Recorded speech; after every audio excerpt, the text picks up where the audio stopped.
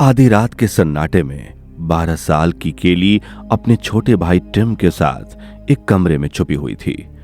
वो दरवाजे की ओर से बाहर झांक रही थी, जहां एक शख्स हाथ में बंदूक लिए उन्हें ही ढूंढ रहा था। जैसे ही वह नजरों से ओझल हुआ, केली ने टिम का हाथ थामा और घर के मेन गेट की ओर दौड़ पड़ी।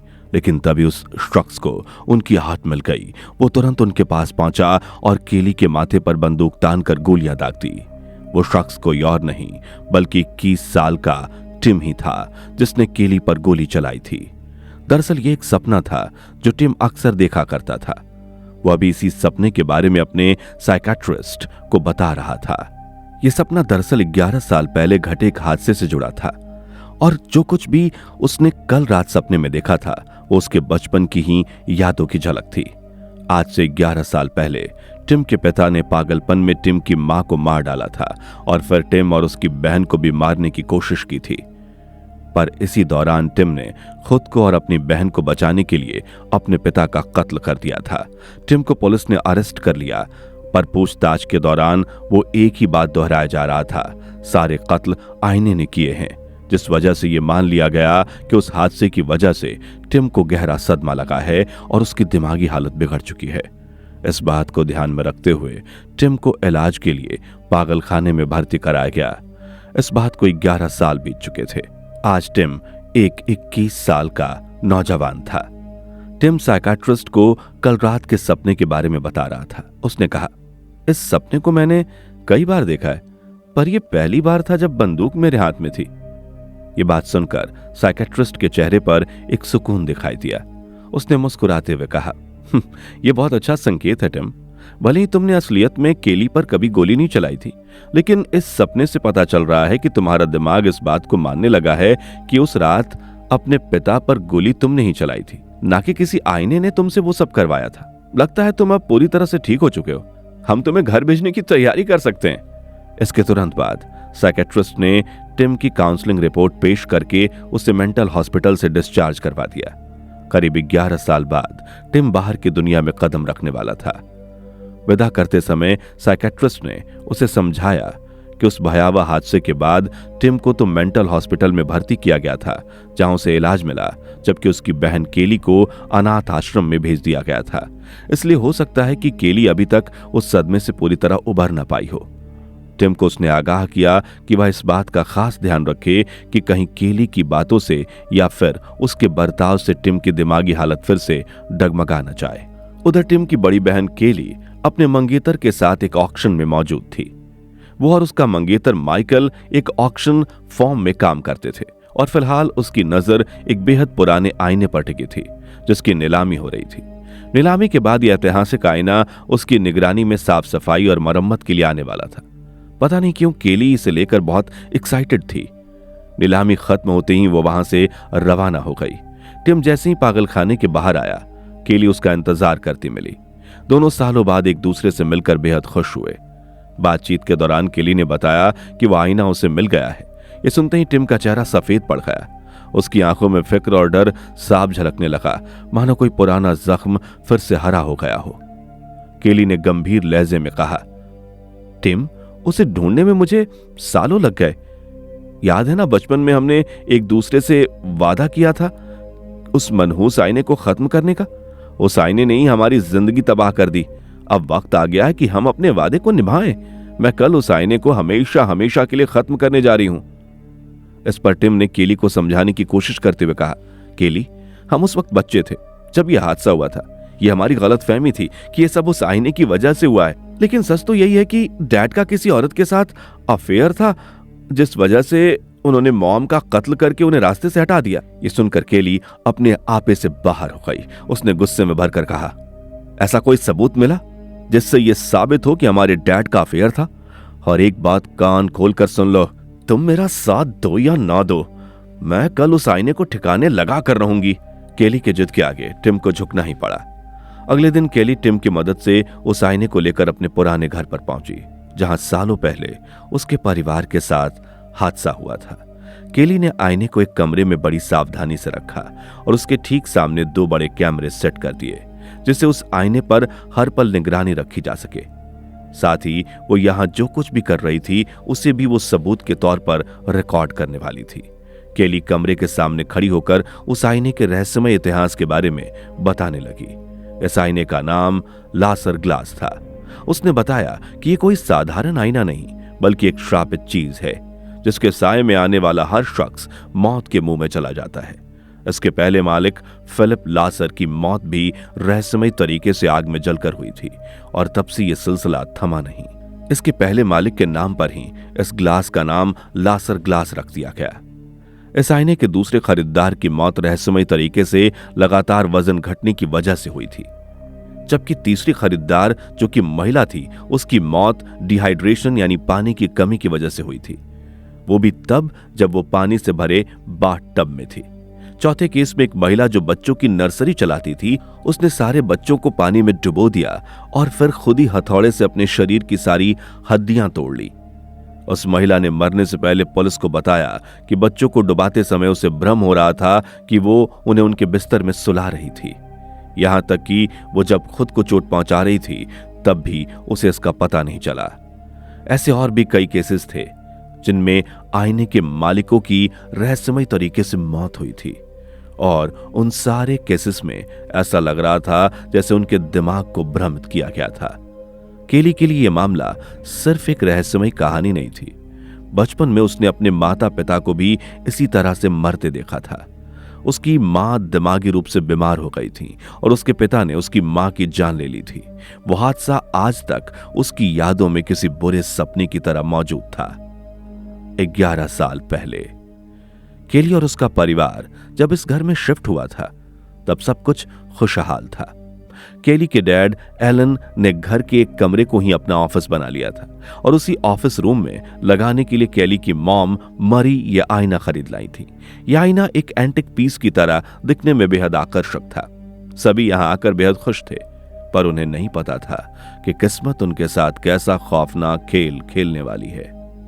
एक दिन घर के बाहर खेलते खेलते केली की नजर खिड़की से एलन के ऑफिस के अंदर गई। उसने वहां एक अनजान औरत को देखा जो कि एलन के बेहद करीब खड़ी थी, लेकिन अगले ही पल जैसे ही केली ने अपनी पलकें झपकाई वो औरत वहां से गायब हो चुकी थी। रात के खाने के मेज पर केली ने मरी को उस औरत के बारे में बताया। जब मरी ने एलन से इस बारे में पूछा तो उसने कहा कि घर में कोई औरत नहीं आई थी। मरी को एलन का बर्ताव थोड़ा बदला बदला लगा। उसे लगने लगा कि एलन कुछ तो छुपा रहा है। उसी दौरान केली का पालतू कुत्ता मेसन भी बीमार पड़ने लगा। वह धीरे धीरे कमजोर होता जा रहा था। अचानक घर में रखे पड़े पेड़ पौधे मुरझाने लगे थे और घर का तापमान भी धीरे धीरे बढ़ने लगा था। एक दिन मरी ने घर के बाहर किसी अजनबी को देखा जिससे वो बुरी तरह डर गई। उसने जब ये बात एलन को बताई तो उसने अपने परिवार की सुरक्षा के लिए एक बंदूक खरीद ली, लेकिन घर पर बंदूक का होना मरी को सेफ नहीं लग रहा था। पर एलन ने तसल्ली दी कि यह बस सिर्फ सुरक्षा के लिए है, वो उसे अनलोड करके रखेगा। उसी रात उनके कुत्ते मेसन के भौंकने की आवाज से मरी की नींद खुल गई। मरी तुरंत अपने बेडरूम से नीचे आई। उसने देखा कि मेसन एलन के ऑफिस के सामने खड़ा लगातार भौंके जा रहा है। मरी जब मेसन को शांत करके उसके पास गई तो उसे ऑफिस के भीतर किसी औरत के फुसफुसाने की आवाज सुनाई दी। उसकी धड़कनें तेज हो गई। उसने फिर हिम्मत करके दरवाजे पर जोर से दस्तक दी। कुछ पलों बाद एलन ने दरवाजा खोला। मरी ने कमरे में चारों ओर अपनी नजरें घुमाई, लेकिन वहां कोई नहीं था। मरी ने गुस्साते हुए पूछा, ये अंदर किससे बात कर रहे थे तुम? एलन ने जवाब दिया कि वो बिल्कुल अकेला था, पर मरी को एलन की बातों पर यकीन नहीं हुआ, जिस पर एलन नाराज हो गया और उनकी तीखी बहस झगड़े में बदल गई। अगले दिन एलन किसी बिजनेस मीटिंग के सिलसिले में घर से बाहर गया हुआ था। मेसन उस दिन भी काफी बेचैन था और एलन के ऑफिस की तरफ देखकर भौंके जा रहा था, जिस वजह से मरी ने तंग आकर मेसन को एलन के ऑफिस में बंद कर दिया। शाम को जब एलन ने वापस लौटकर अपना ऑफिस खोला तो अंदर मेसन का कहीं नामो निशान नहीं था। पर हैरानी की बात यह थी कि कमरे में ना कोई खिड़की खुली थी, ना कोई बाहर जाने का रास्ता था। ऐसा लग रहा था जैसे मेसन हवा में गायब हो गया था। एलन और मरी दोनों हैरान थे। केली और टिम भी ये सब देख रहे थे, पर किसी के पास कोई जवाब नहीं था। उस दिन के बाद से मेसन फिर उन्हें कभी नहीं दिखा। प्रेजेंट में केली ने उस आईने को दीवार पर एक खास जगह टांग दिया। केली अपने साथ एक छोटा कुत्ता भी लेकर आई थी, जिसे उसने जानबूझकर आईने के ठीक सामने एक पिंजरे के अंदर डालकर रख दिया था। केली ने पूरे घर में जगह जगह पौधे भी रख दिए थे, ये साबित करने के लिए कि वो आईना पहले जानवर और पेड़ पौधों को अपना शिकार बनाता है।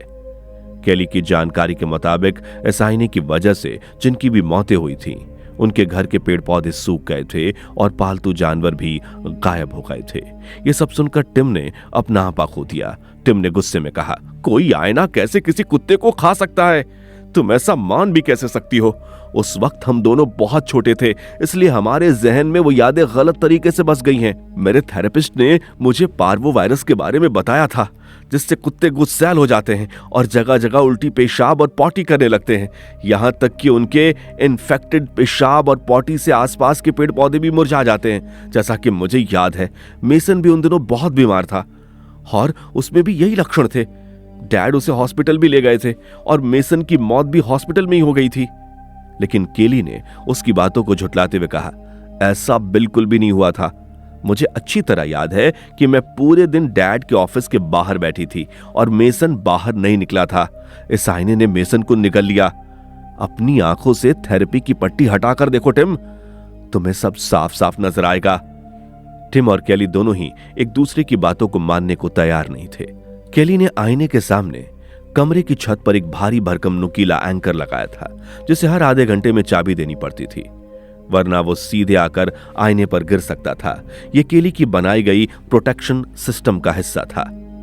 केली को पता था कि यह आईना उन्हें मारने की कोशिश जरूर करेगा, पर एंकर लगे होने की वजह से वो उन्हें नहीं मारेगा, क्योंकि अगर एंकर को रोकने वाला कोई नहीं रहा तो ठीक आधे घंटे बाद उस आईने का भी नामो निशान मिट जाएगा। उसने हर कमरे में थर्मोस्टेट लगा दिए थे ताकि वो तापमान में होने वाले बदलावों पर नजर रख सके, क्योंकि केली की रिसर्च कहती थी कि जब भी आईना अपनी शक्ति का इस्तेमाल करता था तो आसपास का तापमान अचानक बढ़ जाता था। केली चाहती थी कि दुनिया इस आईने की सच्चाई को जाने, ताकि भविष्य में कोई भी इसकी बलि न चढ़े। साथ ही उसके डैड पर लगा हत्यारे का दाग भी हमेशा के लिए मिट जाए। उसकी कोशिश सिर्फ सच सामने लाने की नहीं थी, वो उस आईने की सच्चाई उजागर करने के बाद उसे हमेशा हमेशा के लिए खत्म भी कर देना चाहती थी। पर यह सब देखकर टिम ने झुंझलाते हुए कहा, अगर ये आईना वाकई में इतना खतरनाक है तो तुम इसे अभी ही क्यों नहीं तोड़ देती? केली ने शांत आवाज में जवाब दिया, अगर तुम तोड़ सकते हो तो अपना पूरा जोर लगाकर देखो। केली की बात सुनकर टिम तैश में आ गया। उसने कुर्सी उठाई और आईने को तोड़ने के लिए उसके सामने जाकर खड़ा हो गया। लेकिन तभी टिम आईने की ओर देखते हुए गहरी सोच में डूब गया। उसने स्टूल को नीचे रखते हुए कहा, जब कोई दर्दनाक हादसा हमारी समझ से परे होता है तो हमारा दिमाग एक झूठी कहानी गढ़ लेता है, जो बस हमारी कल्पना होती है। तुम्हारे साथ भी यही हो रहा है। तुमने हजारों मौतों की जानकारी जुटाई और जो तुम्हारी थियरी में सही बैठता था, तुम उससे एक झूठ को जबरदस्ती सच साबित करने में लगी हो। इस पर केली ने पूछा, तो फिर तुमने स्टूल को नीचे क्यों रख दिया? तुमने आईने को तोड़ा क्यों नहीं? जवाब में टिम ने कहा, मैं इतना नासमझ भी नहीं हूं कि तुम्हारी बातों में आकर बेवकूफी भरी हरकत करूं। अब यह आईना हमारा नहीं है कि मैं इसे यूं ही तोड़ दूं। अगर कुछ हुआ तो प्रॉपर्टी डैमेज का केस तुम पर ही आएगा। केली, तुम्हारी नौकरी भी जा सकती है, इसलिए मैंने इसे नहीं तोड़ा। लेकिन केली ने उसकी बात काटते हुए कहा, यह कोई मामूली आईना नहीं है टिम, यह अपनी सुरक्षा खुद करता है। जो भी इसे नुकसान पहुंचाने की कोशिश करता है, यह उसके दिमाग पर हावी हो जाता है। मेरे पास जो डेटा है उसमें मुझे सिर्फ एक शख्स का जिक्र मिलता है जिसने इसे तोड़ने की कोशिश की थी। उसने जैसे ही इस आईने को तोड़ने की कोशिश की, इस आईने ने उसके दिमाग को काबू में कर लिया और उसके बाद उस शख्स ने हाईवे पर जाकर आत्महत्या कर ली। मुझे पूरा यकीन है इसने अभी तुम्हारे दिमाग को भी भरमाया है। आईने को नुकसान पहुंचाने से तुमने खुद को नहीं रोका, इसने तुम्हें रोका है।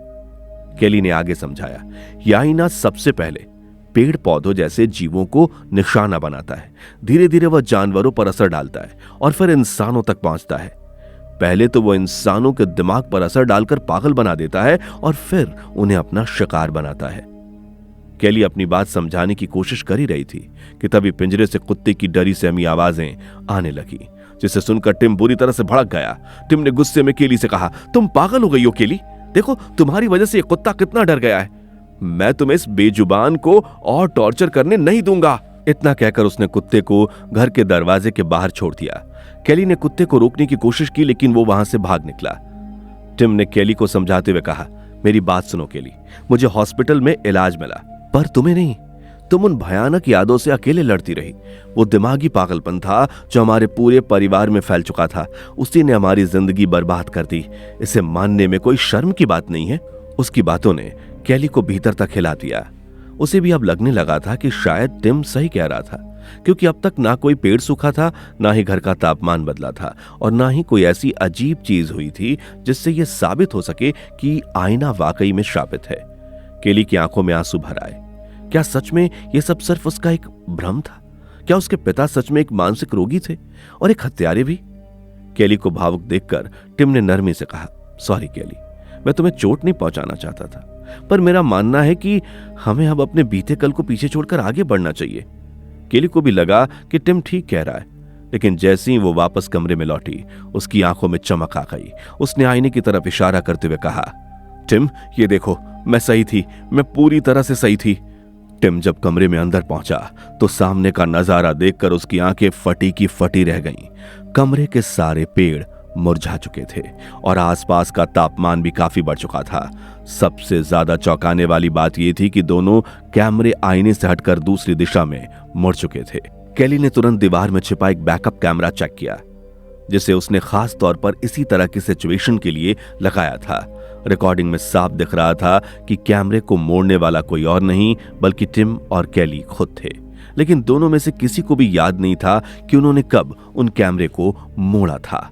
अब तो टिम भी इस उलझन में था कि क्या सच था और क्या झूठ। उसने इस उलझन से निकलने के लिए अपने थेरेपिस्ट से राय लेनी सोची। उसने थेरेपिस्ट को कॉल लगाया, लेकिन जैसे ही मोबाइल उठाया, केली ने तुरंत उसका हाथ पकड़ लिया। उसने टिम को चेताया, रुको, जो भी इस आईने के दायरे में आता है उस पर यह काबू कर लेता है। तुम्हें लगेगा कि तुम थेरेपिस्ट से बात कर रहे हो, लेकिन असल में यह किससे बात हो रही है इसका अंदाजा लगाना नामुमकिन होगा। हो सकता है वो आवाज तुम्हें आईना ही सुना रहा हो। केली ने आईने का दायरा जांचने के लिए घर के अंदर बाकी जगहों पर जाकर देखा। आईने की 30 फीट की सीमा में आने वाले सभी पेड़ पूरी तरह से सूख चुके थे, यानी कि वो आईना 30 फीट के अंदर ही अपना असर डाल पाता था। यह जानकर टिम अपना मोबाइल लेकर तुरंत बाहर आ गया और उसने थेरेपिस्ट को कॉल करने की कोशिश की, लेकिन टिम का डायल किया गया नंबर फोन में गलत बता रहा था। तभी उसे केली की आवाज सुनाई थी जो उसे बुला रही थी। जब उसने सर उठाकर देखा तो सामने केली खड़ी थी। वो हैरान रह गया। वो अभी घर के अंदर था, जबकि 1 सेकंड पहले वो घर के बाहर कॉल लगाने की कोशिश कर रहा था। उसने हैरान होते हुए केली से पूछा, मैं वापस घर में कैसे आया? केली ने बताया कि वो अंदर ही था। यह सुनकर टिम घबरा गया। केली ने उसे दिलासा देते हुए कहा, टिम शांत हो जाओ, आईना इसी तरह से अपना खेल खेलता है, पर तुम्हें घबराने की जरूरत नहीं, क्योंकि हम दोनों साथ हैं, इसलिए मुझे पूरा यकीन है कि हम ही जीतेंगे। यह सुनकर टिम चुपचाप केली की तरफ देखने लगा। उसके जहन में बचपन की यादें घूमने लगी। 11 साल पहले एक दिन टिम और केली ड्राइंग रूम में बैठे वीडियो गेम खेल रहे थे। तभी एलन के ऑफिस से आ रही वैक्यूम क्लीनर की तेज आवाज ने केली का ध्यान खींचा। केली जब वहां गई तो देखा कि मरी वैक्यूम क्लीनर को पकड़े हुए चुपचाप आईने में खुद को घूर रही थी। वो बिल्कुल अपने होश में नहीं थी। आईने ने मरी के दिमाग पर अपना असर दिखाना शुरू कर दिया था। डिनर के वक्त भी मरी का हाल वैसा ही था। एलन आज कहीं बाहर गया हुआ था। मरी ने पूरे दिन उसे कई दफा फोन किया, पर उसने नहीं उठाया। इस बात से वो थोड़ी और परेशान थी, क्योंकि उसे शक हो रहा था कि उसका किसी से अफेयर चल रहा है। गम में डूबी वो लगातार शराब पिए जा रही थी। उसने केली से पूछा, केली, मुझे उस औरत के बारे में बताओ जिसे तुमने एलन के ऑफिस में देखा था। केली ने झूठ बोल दिया, मैंने किसी औरत को नहीं देखा। केली ने जानबूझकर झूठ बोला था। वो नहीं चाहती थी कि उसके मॉम और डैड के बीच की दूरी और बढ़ जाए। पर तभी टिम ने अपना मुंह खोल दिया। उसने कहा, मैंने उसे देखा है, कल रात ही। मुझे लगता है कि वो डैड के ऑफिस में ही रहती है। यह सुनकर मरी का दिल अंदर तक छलनी हो गया। उसने केली और टिम को ऊपर के कमरे में जाने के लिए कहा। केली और टिम के ऊपर जाते ही मरी एलन के ऑफिस में गई। ऑफिस में घुसते उसकी नजर डेस्क पर पड़ी। वहां एक नोटबुक रखी हुई थी। उसमें बड़े साफ शब्दों में किसी औरत का नाम लिखा था, मैरीसोल, और उसके आगे एक दिल भी बना था। मरी को नोटबुक के भीतर एक पन्ना मिला। यह पन्ना सिर्फ मैरीसोल के नाम से भरा पड़ा था। यह देखकर मरी की आंखों से आंसुओं की धारा बह निकली। उसने गुस्से में आकर एक पेन आईने की ओर फेंका, लेकिन पेन आईने से टकराने की बजाय दूर छिटक कर जा गिरा। तभी मरी ने देखा कि आईने में बन रही उसकी रिफ्लेक्शन उसे देखकर मुस्कुरा रही थी।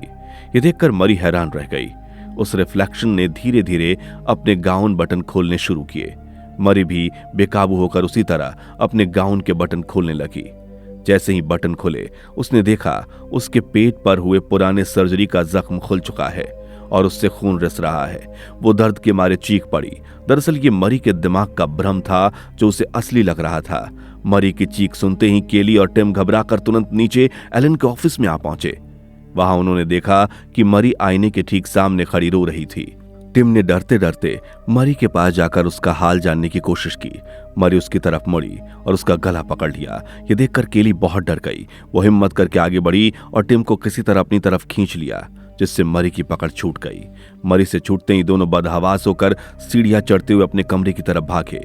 मरी भी उनके पीछे पागलों की तरह लपकी, लेकिन उसके पहुंचने से पहले ही केली ने कमरे का दरवाजा अंदर से बंद कर लिया था। मरी दरवाजा जोर जोर से पीटने लगी। तभी एलन भी घर आ पहुंचा। मरी ने उसे देखते ही उस पर भी चपटने की कोशिश की, पर एलन ने मरी को जकड़ लिया और उसका गला दबाकर उसे बेहोश कर दिया। इसके बाद एलन डॉक्टर को कॉल लगाने लगा, पर तभी फोन से फुसफुसाहट की आवाज आई। सब कुछ ठीक है, चिंता करने की कोई बात नहीं। ये सुनते ही एलन जैसे हिप्नोटाइज हो गया। एलन ने फोन रख दिया और मरी को जमीन पर घसीटते हुए बेडरूम में ले गया। कुछ देर बाद केली ने दरवाजे से झांक कर देखा तो एलन बेडरूम की तरफ एक जंजीर लेकर जा रहा था। अगले दिन एलन ने टिम और केली को अपने पास बुलाकर समझाया, बच्चों, तुम्हारी मॉम बहुत बीमार है, उसे थोड़े आराम की जरूरत है, इसलिए मैं चाहता हूं कि तुम उसे बिल्कुल भी परेशान न करो। वादा करो कि तुम हमारे बेडरूम के पास भी नहीं जाओगे। लेकिन केली को महसूस हो रहा था कि उसके डैड उससे कुछ छुपा रहे हैं। उसने पूछा, मॉम को क्या हुआ है? पर एलन ने केली के सवाल का कोई भी जवाब नहीं दिया और सीधे बेडरूम में चला गया। प्रेजेंट में 1 घंटा होते ही खाने का अलार्म बज उठा। अलार्म बजते ही केली ने एक सेब लिया और टिम को भी एक सेब खाने के लिए दिया। हर घंटे कुछ न कुछ खाते रहना जरूरी था, क्योंकि लासर ग्लास जब किसी के दिमाग को काबू में करना शुरू करता था तो वो उस इंसान को समय का पता ही नहीं चलने देता था, ना ही भूख प्यास महसूस होने देता था, और इंसान जैसे जैसे कमजोर होता जाता था वो लासर ग्लास के लिए आसान शिकार बन जाता था। इसलिए केली ने आवरली अलार्म लगा रखा था ताकि उसका दिमाग हर घंटे चौकन्ना होता रहे और वो आईने के काबू में ना आए। उसे समय का पता रहे और खाने पीने का ध्यान भी। इसके बाद केली सारी चीजों को चेक करने के लिए कमरे से बाहर निकली। तभी उसने देखा कि फ्लोर लैंप का बल्ब फ्यूज हो चुका है। उसने अपना सेब प्लेटफॉर्म पर रख दिया और नया बल्ब लगाने लगी। फ्यूज हुआ बल्ब उसने सेब के पास ही रख दिया। बल्ब लगाने के बाद केली ने अपना सेब उठाया और जैसे ही पहला बाइट लिया, कांच के टूटने की आवाज हुई। कांच के नुकीले टुकड़े उसके मुंह और जीभ के भीतर तक धंस गए थे। उसका मुंह लहूलुहान हो चुका था। केली ने देखा कि उसके हाथ में सेब की जगह टूटा हुआ बल्ब था, जिसे उसने सेब समझकर चबा लिया था। तभी टिम ने केली को आवाज दी। केली दर्द से कांपती हुई उसकी ओर मुड़ी, लेकिन तभी उसका दर्द अचानक गायब हो गया। केली के हाथ में बल्ब नहीं बल्कि सेब ही था। जो कुछ भी उसने महसूस किया था वो सब एक भ्रम था। वो डर से अब तक कांप रही थी। उसने कांपती आवाज में कहा, टिम, हमें साथ रहना होगा। यह आईना हमारे दिमाग के साथ खेल रहा है। टिम को 11 साल पुरानी बातें याद आने लगीं। उस वक्त उनकी मॉम को उनके डैड ने कमरे में बंद कर रखा था और उन्हें मॉम से मिलने तक नहीं दे रहे थे। डैड ने टिम और केली की जिम्मेदारी से भी मुंह मोड़ लिया था। टिम और केली भूख से तड़प रहे थे और घर में खाने के लिए एक दाना तक नहीं था। आखिरकार मजबूर होकर केली ने गुस्से में एलन से जाकर कहा, डैड, अब आपको राशन लाना ही होगा, घर में कुछ भी खाने को नहीं बचा। लेकिन एलन ने उसकी ओर नजर उठाकर भी नहीं देखा। वो बस आईने में घूरते हुए किसी पागल की तरह मुस्कुराता रहा। उसने खोई हुई आवाज में कहा, मैं जानता हूं मेरी बच्ची। केली ने गुस्से में तमतमाते हुए कहा, मॉम को डॉक्टर की जरूरत है, आप उनके लिए कुछ भी नहीं कर रहे हैं। जिस पर एलन की तरफ से फिर वही रटा रटाया जवाब आया, मैं जानता हूं मेरी बच्ची। वो अब भी आईने को घूरे जा रहा था। अपने डैड की ये पागलों वाली हरकत से केली झल्ला उठी और वहां से पैर पटकती हुई चली गई। उसने टिम से जाकर कहा, अब बहुत हो गया, लगता है अब मॉम को ही बताना पड़ेगा कि हमें भूख लगी और भूख से मर रहे हैं। इतना कहकर केली मरी के बेडरूम की ओर बढ़ने लगी। जैसे ही वो मरी के कमरे में पहुंची, उसने देखा बिस्तर खाली था। तभी उसकी नजर जमीन पर पड़ी, जहां टूटी हुई प्लेट के टुकड़े पड़े थे, खून के धब्बे भी मौजूद थे। केली झुककर उन्हें देखने लगी। तभी अचानक मरी ने उस पर छलांग लगा दी, पर वो केली तक पहुंच नहीं पाई, क्योंकि एलन ने मरी को किसी जानवर की तरह जंजीर में बांध रखा था। केली ने जब मरी के चेहरे की तरफ देखा तो उसकी हालत बहुत बुरी हो चुकी थी। मरी के कई दांत टूटे हुए थे और खून से मुंह सना हुआ था। शायद उसने भूख से मजबूर होकर प्लेट को चबाने की कोशिश की थी। अपनी मां की यह भयानक हालत देखकर केली सन्न रह गई। वह तुरंत एलन के पास गई और उसे दोबारा डॉक्टर को बुलाने की गुजारिश की, लेकिन एलन उस पर बुरी तरह बरस पड़ा। एलन ने गुस्से में कहा, मैंने तुम्हें बेडरूम में जाने से मना किया था, लेकिन तुमने मेरी बात नहीं मानी। अब तुम्हें और तुम्हारे भाई को इसकी सजा मिलेगी। आज से तुम दोनों घर से बाहर कदम भी नहीं रखोगे। अब दफा हो जाओ यहां से। केली समझ गई थी कि उसे ही कुछ करना होगा। वो एलन के ऑफिस वाले कमरे से बाहर निकल गई। उसने टेलीफोन डायरेक्टरी से डॉक्टर का नंबर ढूंढा और उन्हें कॉल लगाने लगी। लेकिन हैरानी की बात यह थी कि हर डॉक्टर के फोन से एक जैसी आवाज आ रही थी और सभी एक ही बात कह रहे थे, वो उनकी बात अपने डैड से कराए। टिम को ये सारी चीजें अपनी आंखों के सामने होती दिख रही थीं। ये सब उसकी पुरानी यादें थीं, पर तभी उसका ध्यान टूटा और सारी चीजें फिर से नॉर्मल हो गईं। उधर केली आंखें मूंदे आईने से टिककर खड़ी थी। छत पर लगे एंकर का आधा घंटा पूरा होने में चंद सेकंड ही बाकी थे। उसके बाद वो सीधे आईने के सामने खड़ी केली पर जा गिरता और उसके साथ ही केली की जिंदगी भी हमेशा के लिए खत्म हो जाती। पर ऐन वक्त पर केली को होश आ गया। सारा मांजरा समझते ही वो तुरंत एंकर के स्विच के पास पहुंची और उसे रीसेट कर दिया। केली बाल बाल बची थी, वरना आईने ने उसका काम तमाम ही कर दिया था। ठीक उसी पल बिजली चली गई। केली को पता था कि ऐसा जरूर कुछ होगा, इसलिए उसने इसका इंतजाम पहले से ही कर रखा था। उसने पूरे घर में बैटरी पर चलने वाले लैंप लगा रखे थे। वो एक एक करके सभी लैंप को ऑन करने लगी। इस दौरान उसकी नजर सूखे हुए पौधे पर गई। उसने चिढ़कर उसे एक लात मारी, जिससे गमला चकनाचूर हो गया। वो लैंप ऑन करती हुई ऊपर अपने मॉम डैड के कमरे में गई। उनके कमरे का लैंप ऑन कर जब वो नीचे आ रही थी तो उसे सीढ़ियों से नीचे टूटे हुए प्लेट के टुकड़े दिखे। ये उसी प्लेट के टुकड़े थे जिसे कभी उसकी मॉम ने चबा लिया था। वो समझ गई कि आईना एक बार फिर उसे गुमराह करने की कोशिश कर रहा था। उसने एक टुकड़ा उठाया और अपने मोबाइल का कैमरा ऑन करके फर्श को देखने लगी। केली का शक सही था। मोबाइल कैमरे में फर्श एकदम साफ दिख रहा था। वहां कोई भी प्लेट के टुकड़े नहीं थे, लेकिन जैसे ही वो मुड़ी, सामने मरी खड़ी थी। केली बुरी तरह घबरा गई। उसने अपने हाथ में पकड़ा हुआ प्लेट का टुकड़ा सीधे मरी की गर्दन में घुसा दिया। लेकिन अगले ही पल उसके सामने मरी नहीं, बल्कि उसका मंगेतर माइकल खड़ा था। आईने ने केली को गुमराह करके माइकल पर हमला करवा दिया था। माइकल लड़खड़ाता हुआ जमीन पर गिर पड़ा। उसके मुंह और गर्दन से खून की धारा बहने लगी। तभी टिम भी वहां पहुंचा। केली ने घबराई हुई आवाज में पूछा, टिम, क्या तुम्हें भी माइकल सामने दिख रहा है? टिम को भी जमीन पर पड़ा माइकल साफ साफ दिख रहा था, लेकिन केली अब भी कंफ्यूज थी। उसने कहा, जिस प्लेट के टुकड़े से मैंने माइकल पर हमला किया वो तो बस आईने का छलावा था। मैं उस प्लेट के टुकड़े से कैसे किसी को नुकसान पहुंचा सकती हूं जो असली है ही नहीं? तभी टिम ने अपने टॉर्च को आसपास घुमाया। रोशनी में उन्हें टूटे हुए गमले के टुकड़े पड़े दिखे, जिसे कुछ देर पहले केली ने ही तोड़ा था। केली के हाथ में मौजूद वो टुकड़ा प्लेट का नहीं, बल्कि इसी टूटे हुए गमले का था। केली को समझते देर नहीं लगी। मिरर ने उसे भरमाकर गमले के टुकड़े का इस्तेमाल करवाया। केली ने कंफर्म करने के लिए मोबाइल का कैमरा ऑन करके माइकल की ओर देखा।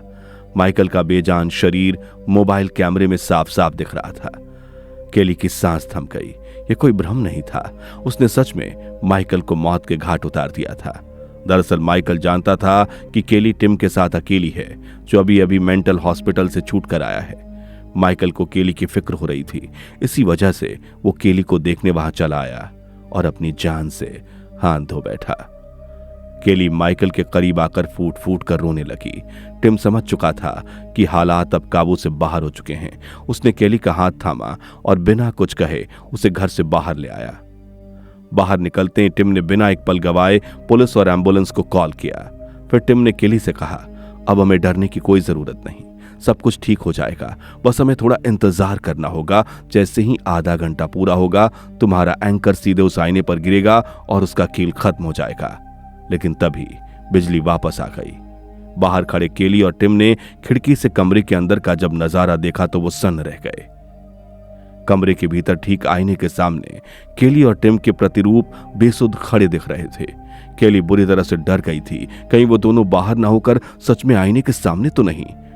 अभी उनका बाहर होना सिर्फ उनके दिमाग का वहम तो नहीं। अगर ऐसा हुआ तो एंकर के गिरते उनकी मौत होना तय थी। टिम ने कहा, यह हमें सिर्फ अंदर बुलाने की एक चाल है, हमें बाहर ही रुकना चाहिए, पुलिस और एम्बुलेंस अभी आती होंगी। केली ने टिम की बात मान ली, पर फिर उसे शक हुआ कि उनकी बात पुलिस से हुई भी है या नहीं, क्योंकि फोन पर उस आईने की आवाज भी हो सकती थी। उसने टिम से कहा, फिर से पुलिस को कॉल करो। टिम ने दोबारा कॉल किया और स्थिति की गंभीरता को समझाते हुए पुलिस को जल्दी आने की गुजारिश की, मगर तभी फोन से वही जानी पहचानी आवाज गूंजी, पहले अपने डैड से बात कराओ, डॉक्टर कल आएगा। ये एकदम वही आवाज, शब्द और लहजा था जो 11 साल पहले डॉक्टर को कॉल करने पर केली ने सुनी थी। उस आवाज को दोबारा सुनते ही केली ने झल्लाकर फोन पटक कर तोड़ डाला। कांपती आवाज में उसने टिम से पूछा, अब क्या करेंगे टिम? इस वक्त अगर हम सचमुच आईने के सामने खड़े हुए तो मारे जाएंगे। क्या हम बस यहां खड़े खड़े खुद को मरते हुए देखें? अतीत की परछाइयों ने एक बार फिर उन दोनों को घेर लिया। उन्हें वो वक्त याद आया जब एलन की हालत बद से बदतर हो चुकी थी।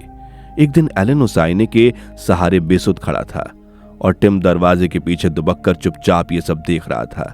कुछ पल बाद एलन मुड़ा और अपने दराज से बंदूक निकालकर उसमें गोलियां भरने लगा। ये देखते ही टिम भागकर केली के पास गया और उसे सारी बात बताई। अब तक केली समझ चुकी थी, आईने ने ही उसके मॉम डैड को वश में कर रखा था।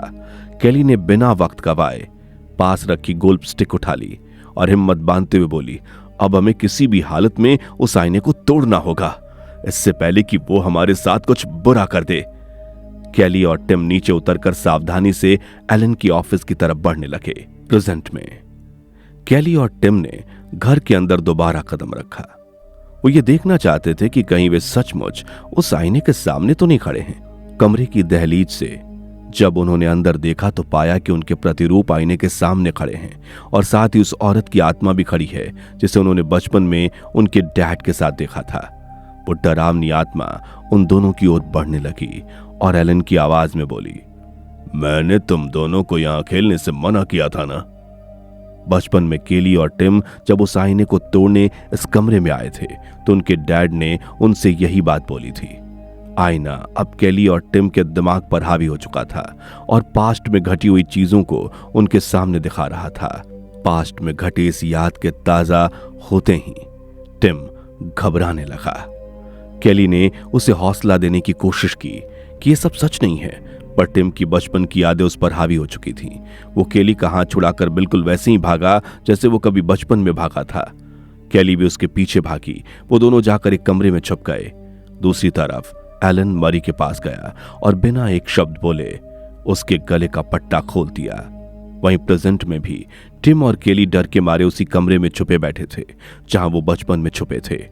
टिम ने केली से कहा, हुसैन ने हमें डराकर यहां भेज दिया है, वो नहीं चाहता कि हम उसके आसपास भी भटके।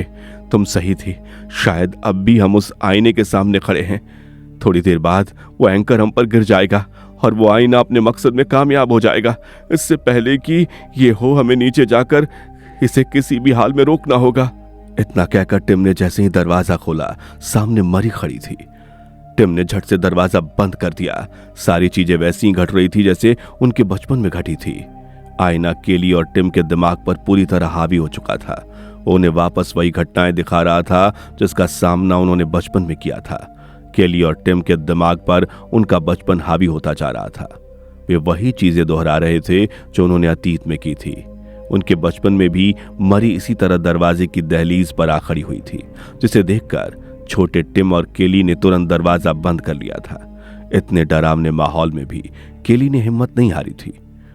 उसे अपने जान की फिक्र नहीं थी, वो बस टिम को किसी भी कीमत पर बचाना चाहती थी।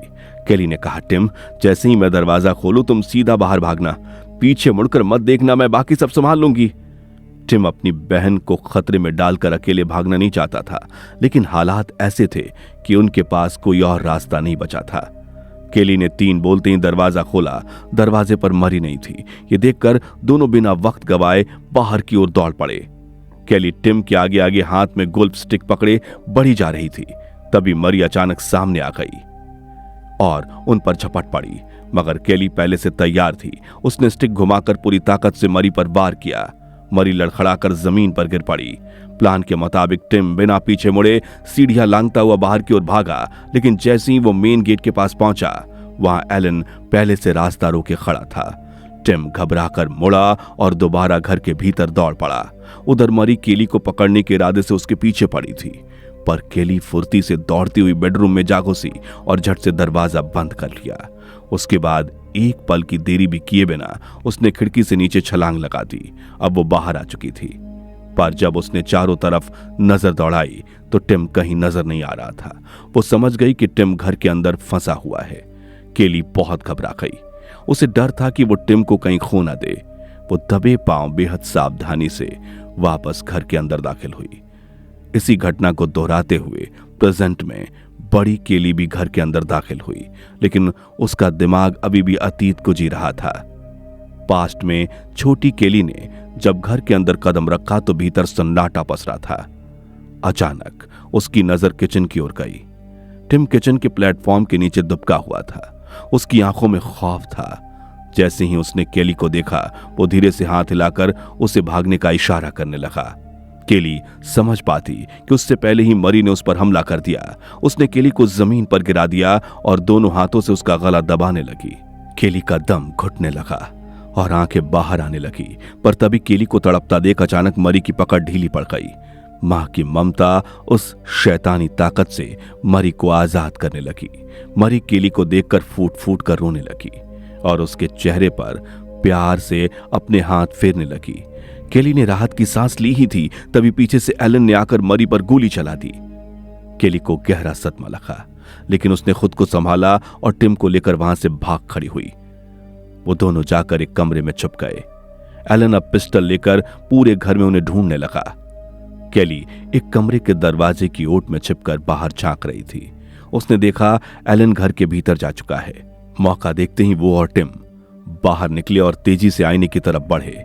तो उन्होंने पास रखी हॉकी स्टिक उठाई और पूरी ताकत से आईने पर वार करना शुरू कर दिया। आईने को तोड़कर वो एलन को आईने के साए से मुक्त कराना चाहते थे, पर तभी उन्होंने देखा उनका एक भी वार आईने पर नहीं लग रहा था। वे दोनों दीवार पर ही हॉकी से वार किए जा रहे थे। केली ने घबराई हुई आवाज में कहा, ये हमें खुद को नुकसान नहीं पहुंचाने दे रहा है, ये आईना हमारे दिमाग से खेल रहा है। तभी एलन वहां आ पहुंचा।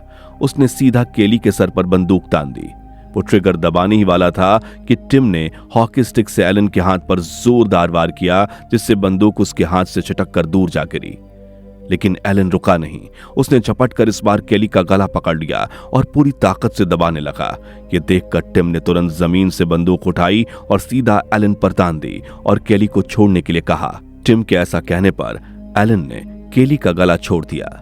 एलन टिम की ओर मुड़ा और घुटनों पर बैठ गया। उसकी आंखों से आंसू बह रहे थे। भर्राई हुई आवाज में उसने कहा, बेटा, इस घर से दूर चले जाना। टिम के हाथ अब भी बंदूक थामे हुए थे। एलन ने खुद से ही अपनी उंगली को टिम की उंगली पर रखा और ट्रिगर दबा दिया। एक तेज आवाज के साथ गोली चली और एलन के सीने के आर पार हो गई। एलन वहीं जमीन पर लुढ़क गया। केली और टिम घबराकर उसे उठाने की कोशिश करने लगे, लेकिन एलन की सांसें थम चुकी थी। तभी दोनों ने पीछे मुड़कर देखा। उनके चारों ओर वही सारे मरे हुए लोग खड़े थे जिन्हें कभी आईने ने अपना शिकार बनाया था। वे सारे मरे लोग उनकी तरफ धीरे धीरे बढ़ने लगे। ये मंजर देखकर केली और टिम की रूह कांप उठी।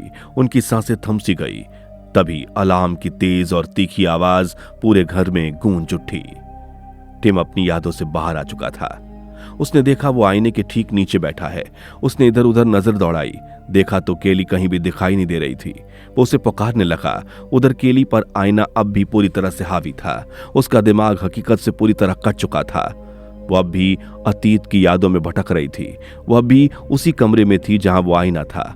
आईने में उसे मरी दिखाई थी, बिल्कुल वैसी ही नॉर्मल जैसे वो 11 साल पहले हुआ करती थी। वो मुस्कुराती हुई और प्यार भरी नजरों से केली को देख रही थी। मरी ने अपना हाथ बढ़ाया और प्यार से केली को पुकारा, आजा मेरी बच्ची। मरी को इस रूप में देखकर केली की आंखें भर आईं। वो अपने जज्बातों पर काबू न कर सकी और जाकर उसके गले लग गई। दूसरी तरफ जब केली कहीं भी दिखाई नहीं दी, टिम की बेचैनी गुस्से में बदलने लगी। वो समझ गया कि उस आईने ने ही केली को गायब कर दिया था। उसने तय कर लिया कि अब वो और इंतजार नहीं करेगा। वो तेजी से एंकर के टाइमर के पास गया और झल्लाहट में उसका स्विच बंद कर दिया। ऐसा करते ही भारी एंकर सीधा आईने पर जा गिरा, लेकिन अगले ही पल टिम की सांसें थम सी गई। उसकी आंखें हैरानी से फटी की फटी रह गईं। उसने देखा केली आईने की तरफ मुंह किए खड़ी थी और एंकर सीधे उसकी गर्दन के पीछे जा धंसा था। खुद को बचाने के लिए आईने ने यह चाल चली थी। पहले तो उसने केली को आईने में मरी दिखाकर अपनी तरफ खींचा और दूसरी तरफ उसने टिम को भी भ्रमित कर दिया, जिस वजह से उसे केली नहीं दिखाई दे रही थी। और जैसे ही टिम ने एंकर का स्विच ऑफ किया, सब कुछ खत्म हो गया। केली अब अपनी आखिरी सांसें गिन रही थी। उसके मुंह से खून की धारा बह रही थी और कुछ ही पलों में उसने टिम की आंखों के सामने अपना दम तोड़ दिया। टिम मजबूर निगाहों से बस उसे देखता ही रह गया। उसी वक्त पुलिस की गाड़ियों की सायरन सुनाई देने लगी। पुलिस फोर्स मौके पर पहुंच चुकी थी, क्योंकि टिम ने जो कॉल बाहर जाकर किया था वो उस वक्त आईने का छलावा नहीं बल्कि एक असली कॉल था। पुलिस ने मौके पर पहुंचकर तुरंत कैमरे की रिकॉर्डिंग हंगाली। उसमें साफ दिख रहा था कि टिम ने खुद अपने हाथों से स्विच बंद किया था, जिससे एंकर सीधा केली की गर्दन में जा धंसा था। ये देखकर पुलिस ने बिना देरी किए उसे गिरफ्तार कर लिया। टिम बार बार चीखता रहा, ये सब उस आईने ने किया है, ये उसकी चाल है। पर किसी ने उसकी एक भी बात पर यकीन नहीं किया। 11 साल पहले जैसा हादसा दोबारा घट चुका था। बस इस बार फर्क इतना था कि अब उसका आखिरी परिवार, उसकी बहन केली ने भी हमेशा के लिए अपनी आंखें मूंद ली थी। आखिर में पुलिस की गाड़ी में बैठते वक्त टिम ने खिड़की से अपने पूरे परिवार को खड़े देखा, जो कि अब मर चुके थे। टिम की आंखों में आंसू थे। वो सब कुछ खो चुका था, अपना घर, अपने माता पिता और अब अपनी बहन भी। लेकिन एक चीज अब भी वहां मौजूद थी, वो शैतानी आईना, जो अब भी जस का तस खड़ा था, जिंदा, शांत और एक नए शिकार के इंतजार में। दोस्तों, उम्मीद है आपको ये कहानी पसंद आई होगी। अगर हाँ तो इस वीडियो पर एक लाइक जरूर करें और ऐसी बेहतरीन फिल्मों की कहानियों के लिए हमारे चैनल शॉर्ट फ्लिक्स को सब्सक्राइब करना ना भूलें। मिलते हैं एक और जबरदस्त कहानी के साथ, तब तक के लिए धन्यवाद।